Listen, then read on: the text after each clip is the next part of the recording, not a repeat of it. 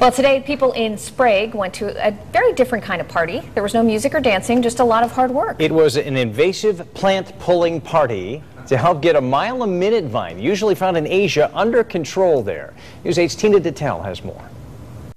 Not only is this so-called mile-a-minute vine extremely invasive, but it's a little difficult to get to. We're actually taking a canoe across the Shetucket River, where this plant pulling party is taking place.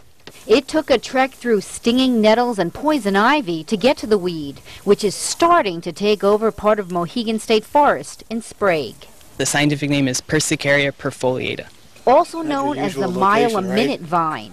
Plant gets its name because it grows very fast, up to 6 inches a day and 25 feet a year, so it's almost a mile a minute. Donna Ellis is leading a group of volunteers in a second plant pulling party. Just pull it out of the ground, then you can just crumple it up. One of the volunteers discovered the weed while fishing along the Shetucket last August. When I couldn't get over the gravel bar because of all the mile-a-minute vine, it sort of slapped me in the face and it said, "I know this plant." And from there, they also knew they had to work fast. It looks like it is just tangled up in that other plant. It is. It grows and clambers over other vegetation. And prevent those other plants from reaching sunlight, which could kill them. So how did this remote area fall victim to an Asian invasion?